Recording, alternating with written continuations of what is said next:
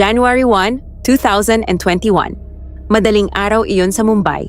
Sa isang lugar na tinatawag na Car, may isang gusaling nagngangalang Bhagwati Apartment. Sa ikatlong palapag ng gusaling ito ay nakatira ang isang 35-year-old na babae. Bandang alas 6 ng umaga, lumabas siya ng kanyang bahay upang ilakad ang kanyang alagang aso. Tahimik ang gusali at parang normal ang lahat. Sa halip na gumamit ng elevator, nagpasya siyang bumaba gamit ang hagdan. Karga niya ang kanyang aso habang dahan-dahan siyang bumababa.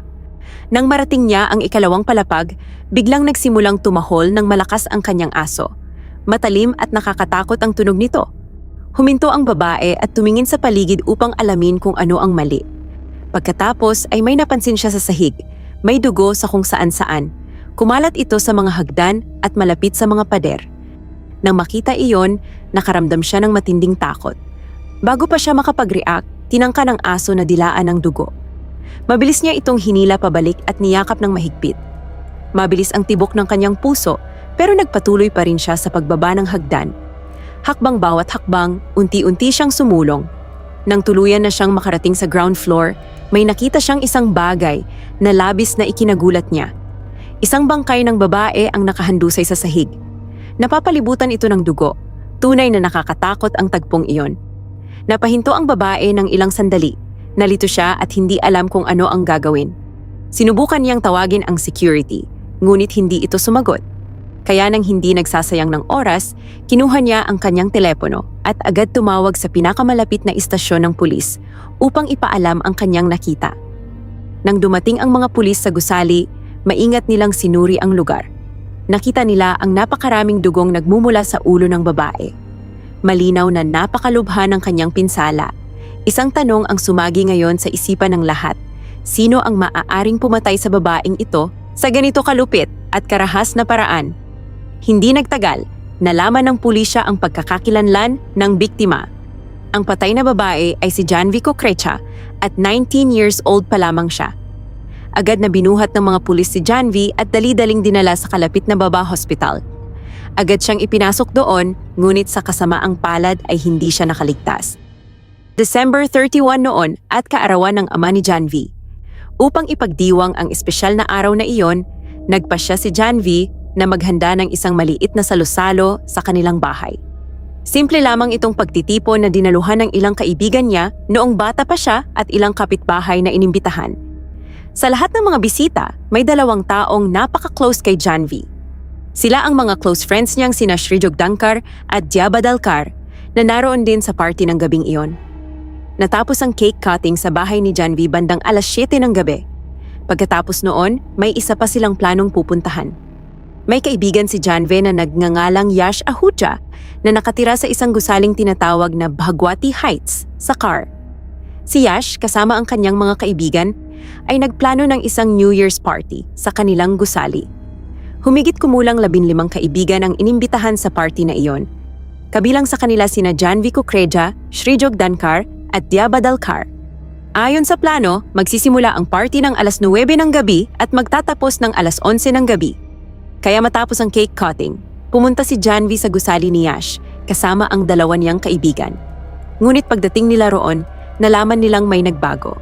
Sa hindi malamang dahilan, inilipat ang oras ng party sa alas 11 ng gabi. Dahil sa pagkaantala, nagpasya si Janvi na umuwi muna. Nanatili siya sa bahay ng ilang oras. Pagkatapos, bandang alas 11 ng gabi, muli siyang umalis ng bahay kasama ang kanyang mga kaibigan upang dumalo sa party.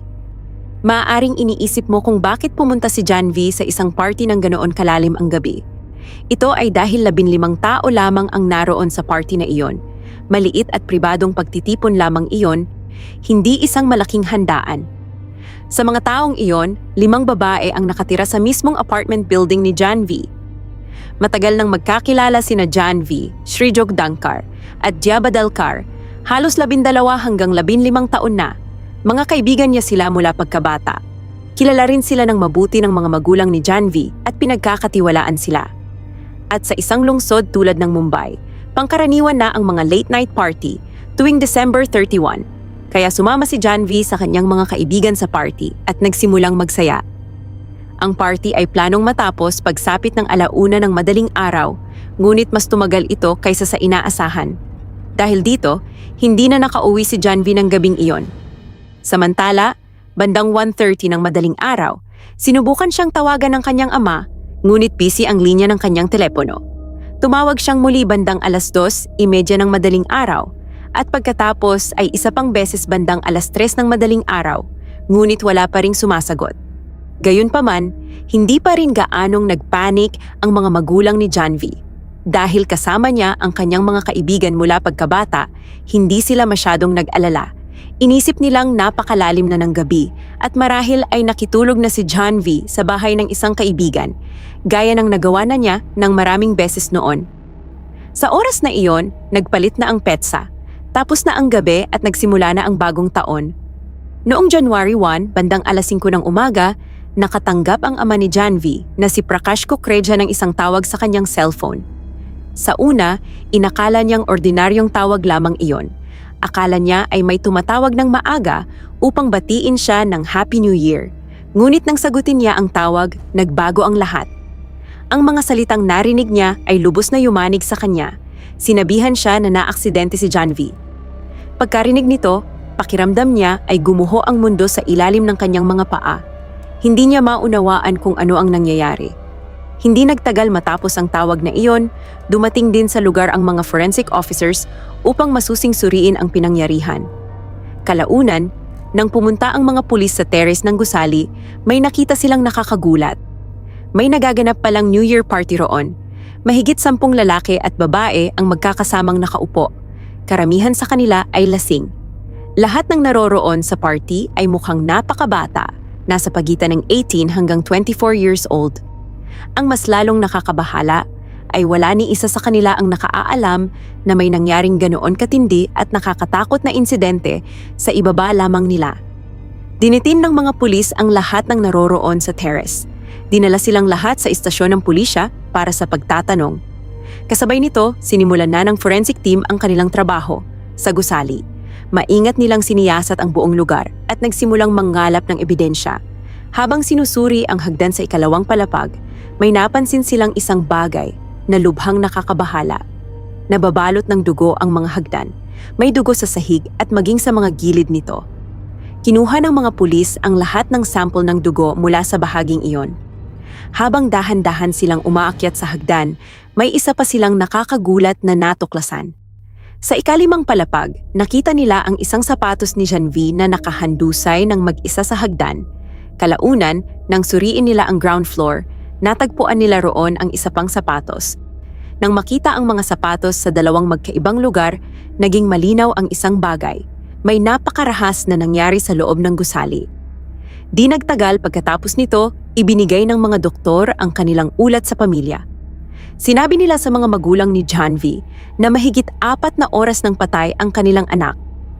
Nang marinig iyon, hindi na napigilan ng mga magulang ni Janvi ang kanilang sarili. Tuluyan silang bumagsak sa matinding pagdadalamhati at malakas na umiyak. Bilang susunod na hakbang, ipinadala ang bangkay ni Janvi para sa postmortem. Matapos ang pagsusuri, nagbahagi ang mga doktor ng isang nakakagulat na ulat. Sinabi nila na nabasag ang bungo ni Janvi, na naging sanhi ng matinding pagdurugo. Ang matinding pagkawala ng dugo ang pangunahing dahilan ng kanyang pagkamatay. May ibinunyag pa ang ulat na mas lalong masakit tanggapin. Mahigit 48 marka ng sugat ang nakita sa kanyang katawan. Kasabay nito, kumuha rin ang mga pulis ng mga sample ng dugo mula sa lahat ng kabataang inaresto mula sa terrace. Nang suriin ang mga sample na ito, lumabas sa resulta na lahat sila ay may alak sa dugo. Ang ilan sa kanila ay gumamit din ng droga ng gabing iyon. Pagkatapos, ikinumpara ng mga pulis ang kanilang dugo sa dugong natagpuan sa hagdan, ngunit wala ni isa sa kanilang sample ang tumugma. Tanging ang dugo lamang ni Janvi ang tumugma sa dugong nasa pinangyarihan ng krimen. Malinaw nitong ipinakita na walang ibang taong nasugatan at nagdurugo roon. Pagkatapos nito, lumipat ang mga pulis sa susunod na yugto ng investigasyon. Nagsimula silang gumawa ng kumpletong listahan ng lahat ng dumalo sa New Year party. Nabunyag din na inimbitahan si Janvi sa party ng isang binatang nagngangalang Yash na nakatira sa ikalawang palapag ng parehong apartment. Nang makarating ang mga pulis sa apartment, naroon si Yash Ahuja sa kanyang bahay. Agad siyang inaresto ng mga pulis at dinala sa kustodiya para sa pagtatanong. Sa gitna ng investigasyon, sinabi ni Yash sa mga pulis na dumating si Janvi sa party kasama ang dalawa niyang kaibigan, isang babaeng nagngangalang Jabadalkar at isang lalaking nagngangalang Shri Jogdankar. Pagkatapos, may ibinunyag si Yash na nakakagulat tungkol sa nangyari ng gabing iyon. Matapos marinig ang bagong impormasyong ito, mabilis na kumilos ang mga pulis. Nang mismong gabing iyon, inaresto rin nila si Nadia at Shri at dinala para sa pagtatanong. Si Janvi ay isinilang noong 2002 kina Prakash Kukrecha at Nidhi Kukrecha na nakatira sa lugar ng Kar sa Mumbai. Napakalapit ng bahay ni Jia sa tahanan ni na Janvi. Madalas pumunta si Jia sa bahay ni na Janvi. Doon siya kumakain, tumatambay, at marami ring beses na doon pa natutulog. Napaka-close ng dalawang dalaga sa isa't isa, halos parang pamilya na. Mayroon ding kapwa kaibigan si Nadia at Janvi na nagngangalang Shri Jogdankar. Napaka-close nilang tatlo. Madalas silang magkasamang lumalabas, kumakain, at ginugugol ang karamihan ng kanilang oras na nagsasaya bilang isang matibay na samahan ng magkakaibigan. Noong gabi ng December 31, 2020, pagdating nila sa apartment, naglaan muna sila ng kaunting oras upang makipagkwentuhan at tawanan kasama ang iba pang mga kaibigang naroon. Maya-maya, lahat sila ay umakyat sa terrace. Doon sila naglagay ng speakers, nagpatugtog ng malakas na musika at nagsimulang sumayaw. Kasabay nito, may inuman ding nagaganap. Bago pa lumalim ng husto ang gabi, tinawagan ni Janvi ang kanyang ina at sinabing, "Makikitulog ako sa bahay ni Yash ngayong gabi at uuwi ako bukas ng umaga." Wala nang gaanong mapagpipilian ang kanyang mga magulang kaya pumayag na rin sila. Pagsapit ng 2:00 ng hating gabi sa terrace, sabay-sabay silang nagsigawan ng Happy New Year at masiglang nagdiwang. May musika, ingay at saya sa paligid. Pagkaraan ng hating gabi, lumipat sina Janvi, Dia at Shri sa isang hiwalay na lugar na malayo sa karamihan. Sumama rin sa kanila si Yash. Habang magkakasama roon, nagpatuloy sila sa pag-inom at pag-uusap. Makalipas ang ilang sandali, habang palakad-lakad si Janvi at nakikipag-usap sa mga tao sa party, bigla niyang napansin na may kakaiba. Wala na sa paligid sina Dia at Shri. Tumingin siya kung saan-saan para hanapin sila. Pagkatapos ay nakita niya ang dalawa sa loob ng isang silid, kung saan napansin ni Janvi na nagtatalik sina Shri at Dia. Dahil dito, labis na nagalit si Janvi. Hindi nagtagal, nagsimula ang isang malakas at mainit na pagtatalo sa pagitan ni na Janvi, Dia at Shri. Nagpalitan sila ng masasakit na salita habang nag-aaway. Sinasabing sinampal ni Janvi si Dia sa pisngi. Nangyayari ang pagtatalong ito sa ikalimang palapag ng gusali. Sa gitna ng lahat ng kaguluhang ito, natanggal sa paa ni Janvi ang isa niyang sapatos at napunta sa malayo. Ngunit hindi roon natapos ang away. Habang patuloy silang nagtatalo at nagsisigawan, sabay-sabay silang bumaba sa hagdan. Nang marating nila ang bandang ikalawang palapag, lalo pang lumala ang sitwasyon. Naging napakarahas ng pagtatalo. Ayon sa alegasyon, magkasamang hinawakan ni Nadia at Shri ang ulo ni Janvi at malakas itong inihampas sa pader. Hindi lamang iyon. Nang lumaon ay nabunyag na paulit-ulit ding sinuntok ni Shri ang ulo ni Janvi gamit ang kanyang mga kamay. Sa isang sandali sa ikalawang palapag, nagsimulang umagos ang napakaraming dugo mula sa ulo ni Janvi at kumalat ito sa buong paligid. Pareho silang labis na lasing. Magkasama nilang binugbog si Janvi ng walang awa, kinaladkad siya pababa sa hagdan at iniwan siya sa isang bahagi ng ground floor. Pagkatapos noon, kalmado silang bumalik sa party at muling nakihalubilo na parang walang nangyari. Noong mga oras na iyon, tinanong ni Yash, si Shri, "Nasaan si Janvi?" Sumagot sila agad ng walang pag-aalinlangan. Umuwi na siya? Simpleng sinabi ni Yash, "Okay." Pagkatapos, naupo silang tatlo at nagsimulang maghapunan. Ngunit di nagtagal ay may napansin si Yash na kakaiba. Mukhang labis na kinakabahan at aligaga si Dia. Nang makita ni Yash na may dugo sa labi ni Dia, tinanong niya ito, "Anong nangyari?" Mabilis namang sumagot si Dia, "Wala." Dahil sa matinding takot, agad na tinawagan ni Dia ang kanyang ama at pinapunta ito sa labas ng apartment. Hindi nagtagal, umalis siya kasama ang kanyang ama at nagtungo sa isang malapit na ospital. Pagkatapos naman, sinabi ni Shri kay Yash, "Magkita na lang tayo bukas," at umalis sa apartment. Naglakad siya ng halos 1 kilometro, nag-book ng taxi, at nagtungo sa isa pang kalapit na ospital kung saan ginamot ng mga doktor ang sugat sa kanyang kamay. Karamihan sa mga taong nakatira sa apartment na iyon ay palaging gumagamit ng elevator. Ngunit noong umaga ng January 1, bandang alas 6, inilabas ng isang babae mula sa ikatlong palapag ang kanyang aso para ilakad at pinili niyang dumaan sa hagdan. Habang bumababa siya, bigla niyang napansin ang dugong kumalat sa buong ikalawang palapag. Dahil sa takot, ipinagpatuloy pa rin niya ang pagbaba. Bago niya marating ang hagdan patungong ground floor, may isang maliit na bukas na espasyo roon.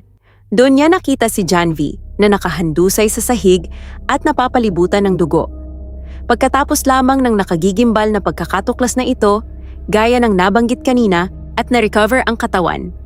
Nang kalaunan ay arestuhin ng mga pulis sina Dia at Shri mula sa ospital kung saan sila nagpapagamot at dinala sila para sa pagtatanong, unti-unti ring lumabas ang buong katotohanan ng nangyari. May CCTV camera na nakakabit malapit sa elevator sa loob ng apartment. Sa kuha ng CCTV, malinaw na nakitang naglalakad si Shri malapit sa hagdan. Puno ng dugo ang kanyang mga kamay at may mga bahid din ng dugo sa kanyang suot na damit. Malinaw na nakuhanan ng kamera ang lahat ng iyon. Nang halughugin ng mga pulis ang bahay ni Shri Jogdankar, natagpuan nila ang mismong damit na suot niya noong gabi ng party. Kinuha ng mga pulis ang damit na iyon bilang ebidensya at nakitaan ito ng mga bahid ng dugo na tuwirang nagtuturo sa papel ni Shri sa krimen. Nang lumaon, kinumpirma ng mga pagsusuri na ang dugong nasa kanyang damit ay kay Janvi. Isa pang mahalagang detalye sa kasong ito ay pinaniniwala ang may love triangle na kinasasangkutan nina Shri, Dia, at nang namatay na si Janvi. Ngunit ang tunay na trahedya sa kasong ito ay ang sobrang bagal ng usad ng proseso sa korte. At kung titingnan ito sa aspetong legal, ang mabagal na galaw na ito ang isa sa malaking dahilan kung bakit hindi pa rin tuluyang nare-resolba ang kaso hanggang ngayon. March 30, 2021, sa wakas ay naghain ang pulisya ng charge sheet. Napakahaba nito, 508 pages at may 74 na testigo. Nandoon ang lahat, mga forensic reports, CCTV footage, mga salaysay ng testigo at medical records. Walang naiwan. Ngunit pagkatapos nito, nagsimula naman ang usapin tungkol sa piyansa. Nag-apply ng bail si Dia at noong June 2021, pinagbigyan ito ng korte. Ayon sa korte, hindi sapat ang circumstantial evidence laban sa kanya. Sa madaling salita, walang direktang patunay na malinaw na nagpapakita na magkasama sina Dia at Janvi sa mismong pinangyarihan ng krimen. Maging sa CCTV footage, hindi rin malinaw na nakita si Dia na direktang sangkot sa krimen. Dahil sa kakulangan ng malinaw na ebidensya, nagpasya ang korte na bigyan siya ng piyansa. Lubos na nadurog ang pamilya ni Janvi nang marinig ang balitang ito at natural lamang iyon. Ngunit sa legal na pananaw, pinayagan ng korte ang bail ni Dia. Sa kaso naman ni Shri, ibang-iba ang nangyari. Ang una niyang kahilingan para sa piyansa ay tinanggihan at muli pa itong tinanggihan ng maraming beses pagkatapos noon. Patuloy na ibinasura ng Sessions Court ang kanyang mga kahilingan para sa bail at maging ang Bombay High Court ay tinanggihan din ang kanyang bail noong July 2022. Ayon sa korte, natagpo ang magkahalo ang blood sample ni Shri at ang dugo ni Janvi. Dahil sa malakas na ebidensyang ito, hindi siya pinagkalooban ng piyansa. Hanggang ngayon, nananatili siyang nakakulong sa Taloja Central Prison. Ipinahayag naman sa media ng ina ni Janvi na si Nidhi na pinagkatiwalaan niya ang mga kaibigan ng kanyang anak at si Dia Badalkar ay itinuring pa niyang parang anak na rin niya. Hindi niya raw maisip na ang isang kaibigan mula pagkabata at kapitbahay pa nila ay maaaring masangkot sa ganoon kabrutal na gawain. Ano po ang tingin niyo sa kasong ito? Ibahagi niyo po ang inyong mga opinyon sa comment section sa ibaba. Gaya ng dati, kung nagustuhan niyo ang kasong ito, paki-like at i-share ang video. Huwag kalimutang mag-subscribe sa NJ Tagalog Crime Corner para sa iba pang totoong kwento ng krimen. Maraming salamat sa pakikinig, paalam at magkita-kita po tayo sa susunod na kaso.